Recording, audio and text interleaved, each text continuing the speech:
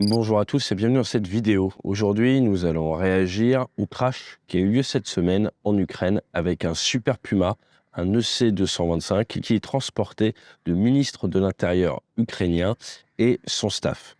Cet accident malheureux, dont le bilan définitif évolue un petit peu ces derniers jours, est autour d'à peu près 16 personnes, dont des enfants, parce qu'il y avait 9 personnes à bord de l'hélicoptère et que ce dernier s'est écrasé a terminé sa course sur un jardin d'enfants, sur une école maternelle. Alors, beaucoup de choses circulent sur la toile sur les raisons de cet accident.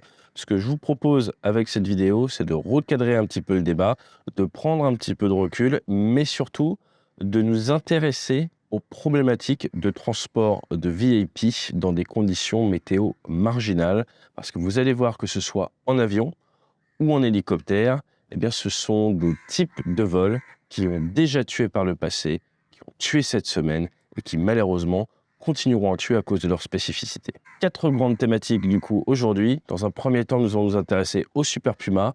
Après, regarder ce que l'on peut dire à l'heure actuelle sur cet accident et vous allez voir qu'en fait, il n'y a vraiment pas grand-chose que l'on peut dire au vu des éléments qu'on dispose. Dans un troisième temps, nous poser la question, y a-t-il eu des accidents similaires par le passé? Nous allons voir le général Leclerc, nous allons voir même Daniel Balavoine, nous allons voir Kobe Bryant et nous allons également nous intéresser à l'accident en 2010 qui avait emporté quasiment tout le gouvernement polonais.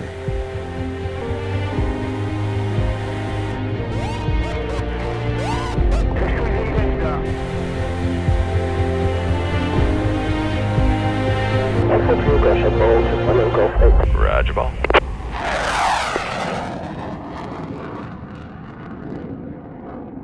Le H225M, c'est le Super Puma d'Airbus Hélicoptère. C'est fabriqué dans le sud-est de la France et celui incriminé dans l'accident aurait été livré fin 2020 aux forces ukrainiennes.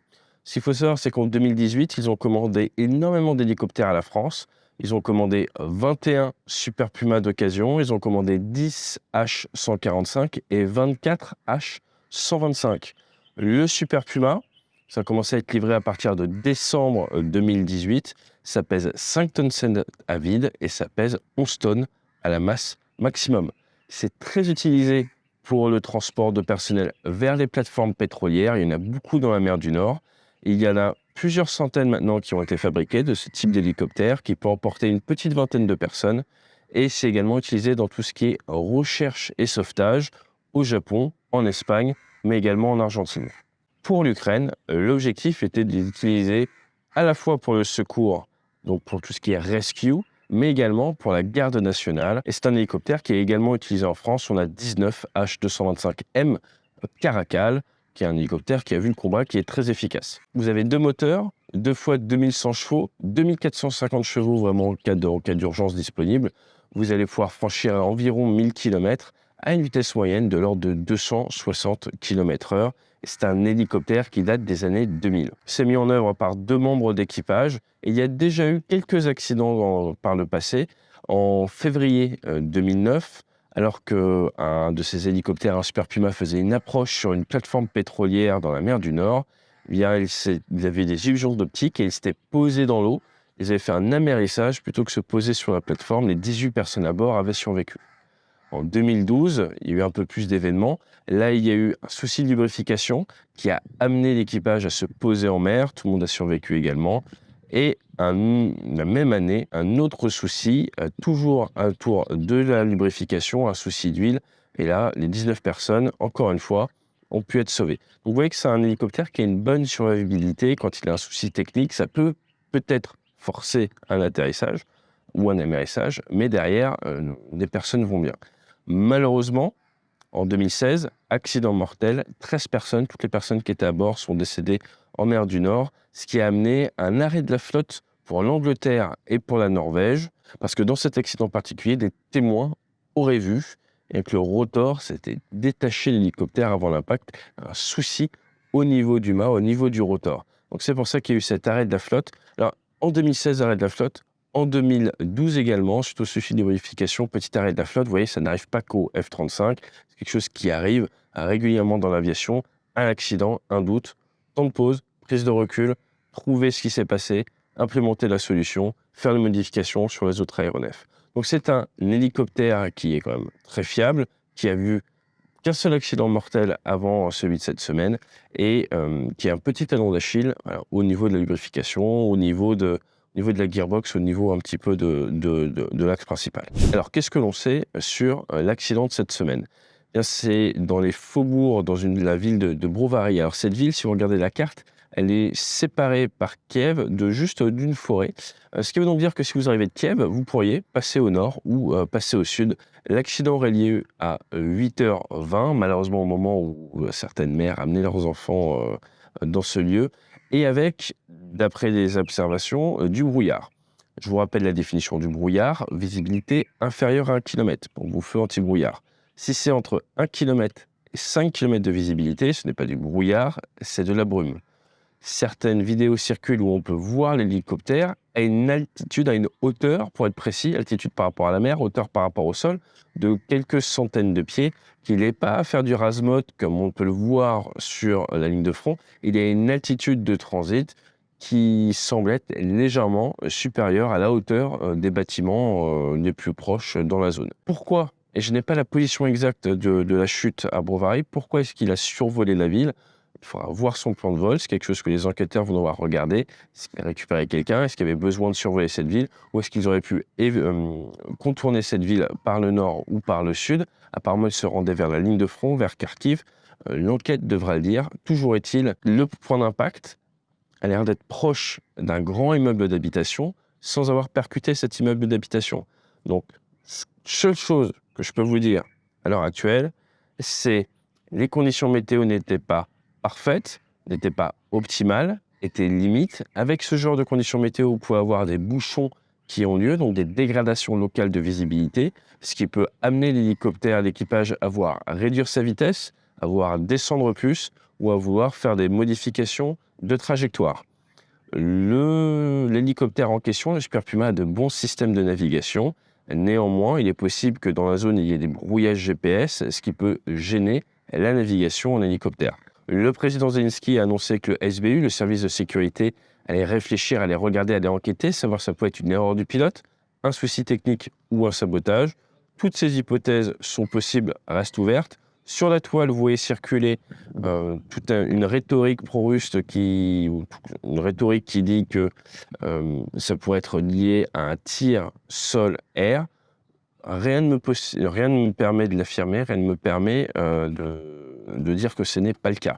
Le C225M était ou n'était pas équipé de système de leurrage. Des versions que j'ai vues, ils n'ont pas de base des leurrages, ce sont des hélicoptères pour faire du SAR.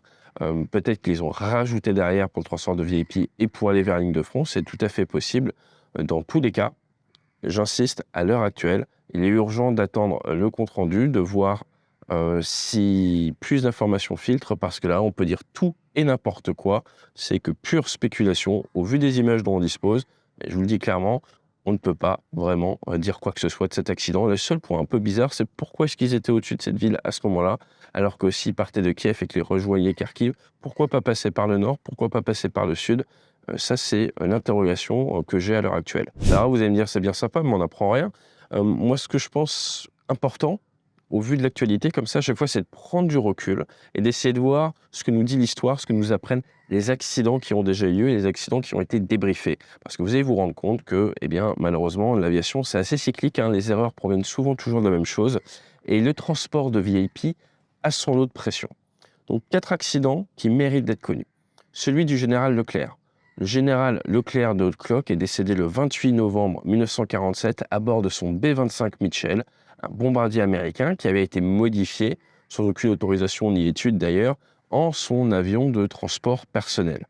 Le petit nom de cet avion, c'était Tali 2, Tali 2, alors qui est rigolo parce que ça veut dire Tali en aéronautique, c'est-à-dire tu vois des ennemis, mais Tali, c'est le nom de la commune où le général avait sa propriété familiale, et c'est également le nom de son char de commandement. Donc, il est décédé dans le Sahara, il y avait plusieurs personnes à bord, 9 passagers, 4 membres d'équipage. En tout, donc, c'est 13 personnes qui sont mortes dans cet accident. Et le général avait réputation de ne pas aimer être en retard. Et ce jour-là, la météo n'était pas bonne. Il y avait 2 avions qui devaient se rendre vers le terrain de destination. Le pilote qui était le lieutenant François Deluc, qui était un jeune pilote de 31 ans, qui avait fait la guerre sur Halifax, qui avait 36 missions de combat.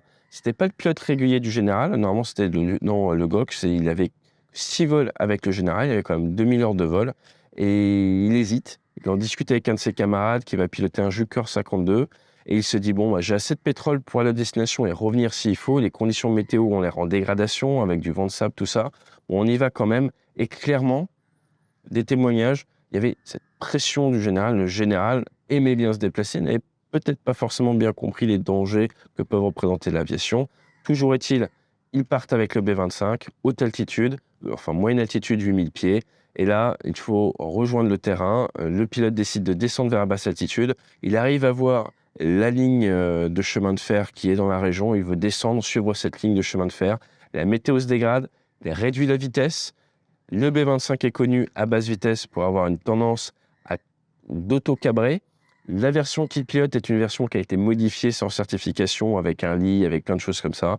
Et il semblerait que son avion soit monté en incidence alors qu'il est approché du relief, qu'il réduise la vitesse. Résultat, ils se sont écrasés sur la ligne de voie ferrée. Donc le général Leclerc, son décès malheureusement est un bon exemple de comment un jeune lieutenant peut se retrouver à prendre la décision de faire le vol alors que son camarade, qui ne transporte pas de VIP, lui va se dire « Ah, je la sens pas, on va plutôt décaler le vol ». Général Leclerc à retenir. Je vais vous dire, c'est quelque chose des années 47, les pilotes ont appris depuis. 10 avril 2010. Un Tu-154 avec le président polonais à bord, mais également sa femme et son état-major, chef de l'armée de l'air, et certains chefs d'état-major sont à bord. Ils sont écrasés à 10h41 local, proche du terrain de Smolensk. 96 personnes ont perdu la vie, dont le gouverneur de la Banque nationale, voilà, beaucoup de personnes importantes.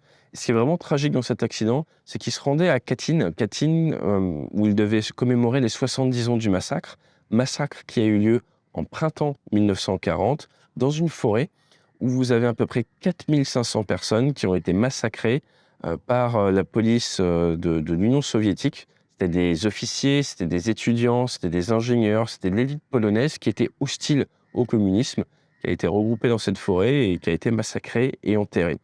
Pour la petite histoire historique, ce sont les Allemands, en 1943, qui ont repéré ce lieu de massacre et qui ont fait remonter l'histoire. Les Soviétiques ont refusé d'accepter et d'admettre que c'était eux les responsables de ce massacre. Ils ont finalement accepté en 1990, donc c'est un endroit très important pour les Polonais qui sert un petit peu de symbole. Et quand vous demandez aux Polonais s'ils aiment bien les Soviétiques, s'ils aiment bien les Russes, souvent ils vous disent moyen, et c'est souvent ce mot-là qui revient. Toujours est-il, le Tu-154, il a décollé de Varsovie, qui est à 800 km de la destination, et ils vont vers une ancienne piste militaire. Cette piste militaire n'est pas équipée comme le serait un terrain civil avec des systèmes d'approche comme ILS. Et il y a un avion arrive à se poser, un avion avec les journalistes arrive à se poser, mais la météo est vraiment pas bonne. Et entre cet avion de la délégation et notre Tu-154, un IL-76, un avion de transport russe, essaye de se poser 2 fois, n'y arrive pas et remet les gaz. La météo est vraiment pas bonne. La tour parle d'environ 500 mètres de visibilité maximum, c'est donc du brouillard. Minima pour pouvoir faire l'approche, c'est 100 mètres, 330 pieds. Donc on pourrait descendre à 330 mètres. L'équipage du Tu-154 essaye de joindre ses collègues qui sont au sol. Les collègues leur disent « c'est vraiment tout pourri », je cite, hein. Niveau météo, on est à peu près à 200 mètres de visibilité. Allez-y, faites une approche pour essayer. Dans la réglementation aérienne, si la météo n'est pas bonne sur le terrain, vous n'êtes normalement pas censé pouvoir faire une approche pour vous poser. Mais vous pouvez faire une approche pour essayer. Ce qu'il faut savoir, c'est que dans le cockpit de cet avion présidentiel, il y a beaucoup de pression. Pourquoi est-ce qu'il y a beaucoup de pression? Eh bien, parce que vous avez pilote, donc le commandant de bord, copilote, navigateur. Vous avez également le chef de l'armée de l'air polonaise qui est là en observateur, et régulièrement le chef du protocole présidentiel qui vient et dit « Bon les gars, on en est où? Quand est-ce qu'on se pose? On a des trucs à faire. » Donc il y a cette pression qui est très forte. Mais encore pire, 2 ans avant, il y a eu un vol avec le même équipage, le même président, et le commandant de bord était différent. Donc le commandant de bord était différent, mais l'actuel commandant de bord était le copilote, l'actuel copilote était le navigateur. Et ce jour-là, l'équipage décolle, et là le président décide de changer de destination. Et une fois en vol, il redécide de changer de destination. Et à chaque fois, le commandant de bord, il dit « Mais attendez, monsieur le président, j'ai pas les cartes, j'ai pas le plan de vol pour aller là où vous voulez aller. Donc moi, je ne vais pas là où vous voulez aller, je vais là où c'était prévu d'aller. » Donc il désobéit au président, il désobéit à un général qui était à bord. Il y a toute une enquête. Le commandant de bord ne pilotera plus jamais pour le président. Il se verra remettre une médaille pour sa décision, mais néanmoins, il n'a plus jamais piloté dans cette unité pour le président. Et les enquêteurs pensent que cet événement en 2008, 2 ans avant, avec le même équipage, même copilote, même navigateur, a joué sur la prise de décision. Toujours est-il, l'équipage tente pour essayer. Plutôt que de s'arrêter à 100 mètres, ils continuent de descendre, sous les minima, comme on dit, mais ils n'y restent pas 5 secondes, ils y restent longtemps. Ils descendent dans une vallée qui les amène en dessous même du niveau du terrain. Et ce qui devait arriver arriva. À force de rester sous les minima avec du brouillard, ils finissent par taper les arbres et se cracher avec une énergie monstrueuse, plus de 100 G enregistrés. Et c'est comme ça que le gouvernement polonais a été malheureusement décimé. À noter quand même, il y a eu les enregistreurs vocaux. He'll go crazy, c'est ce qui a été noté dans le compte-rendu d'enquête. C'est une phrase apparemment prononcée par le navigateur lors de l'approche. Il pensait que s'ils n'allaient pas se poser au terrain, s'ils allaient se dérouter, le président, he'll go crazy, il allait s'énerver et ils allaient donc tous être punis ou avoir des gros soucis. Grosse pression pour faire la mission, auto-créée ou amenée par la présence d'un observateur dans le cockpit et ou les visites régulières du chef du protocole. Encore une fois, vous voyez cette pression dans ce type d'événement avec la mauvaise météo. Maintenant, on va retourner un petit peu vers les hélicoptères. Une personne que vous connaissez sûrement, Kobe Bryant, grand joueur de basket, décédé à 41 ans avec sa fille de 13 ans à bord, l'entraîneur, 9 personnes à bord d'un Sikorsky S-76. C'était le 26 janvier 2020 à 9h47 et le compte-rendu d'enquête dit que la cause probable de l'accident est la décision du pilote de continuer à voler à vue dans des conditions météo aux instruments, ce qui a amené une désorientation spatiale et une perte de contrôle. Donc cet accident est très tragique et très triste. Pourquoi ? Parce que le pilote a voulu poursuivre à destination alors que les conditions météo ne le permettaient pas. Il s'est retrouvé, comme on dit, piégé par la météo à l'intérieur des nuages. Il n'a pas réussi à garder ses références. Il y a eu une désorientation spatiale. Il faut savoir que les pilotes d'hélicoptères font rarement du vol aux instruments. Ils font plutôt du vol à vue à très basse altitude. Et il s'est fait avoir, il est monté dans la couche, il n'avait pas l'entraînement nécessaire. Il est parti en désorientation spatiale et il a percuté le sol. Tout le monde est mort. Encore une fois, le demi-tour était une possibilité. Pression créée, généralement de toutes pièces, par le pilote, parce qu'il se met une pression pour accomplir la mission. Je vais finir avec 1986, le rallye Dakar, quelque chose que vous connaissez sûrement. Le 14 janvier, l'écureuil AS350 avec Daniel Balavoine, mais également Monsieur Sabine, l'organisateur du Paris-Dakar, une journaliste de Journal du Dimanche, Nathalie Audin, Jean-Paul Le Fur, qui était le technicien radio, et le pilote, un jeune pilote, un brillant de 24 ans, François-Xavier Bagnot, qui étaient tous à bord de leur écureuil. La nuit tombe, ils sont à 200 km du bivouac, et il faut y aller, il y a des petits changements d'équipage, tout ça, pouf, allez, ça part en vol, et là, la nuit tombe, et le pilote décide de se poser à 22 km du bivouac. Donc là, il se pose, grosse pression de la part de son patron, l'organisateur du Paris-Dakar, qui passe des coups de radio, qui commande un véhicule pour qu'un véhicule vienne les récupérer. À ce moment-là, il croise des compétiteurs et décision est prise de reprendre le vol de nuit et de suivre le 4x4 de la compétition, mais à quelques mètres juste derrière, qui éclaire les dunes avec ses phares. Et donc, vous avez l'hélicoptère qui suit le 4x4 dans la nuit avec des conditions météo qui sont mauvaises, avec du vent de sable. Et malheureusement, à un moment, le 4x4 va faire le tour d'une dune qui, de nuit, on voit moins bien le relief, ne sera pas vue par le pilote. Le pilote va toucher plusieurs fois la dune, ce qui va déséquilibrer l'hélicoptère et l'emmener dans un roulé-boulé. L'hélicoptère s'arrêtera à 8 km, 5 minutes de vol du campement. Ils avaient réussi à faire 242 km, ce sont les 8 derniers qui pêchent. Le 4x4 se rend compte de l'accident, décide d'aller chercher de l'aide alors qu'il est en route vers le camp. À votre avis, qui est-ce qu'il croise ?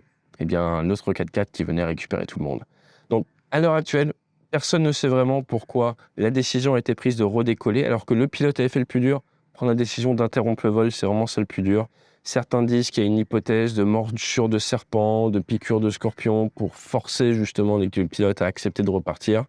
Une autre version est que la pression de l'organisateur était trop forte et qu'au final, eh bien, le pilote s'est dit bon bah vas-y, on y va.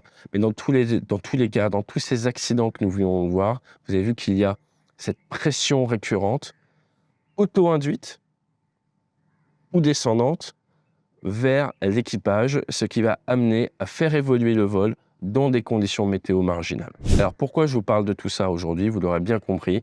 Eh bien parce que quelle que soit une position dans la vie, par moment, vous pouvez être le pilote, par moment, vous pouvez être le VIP.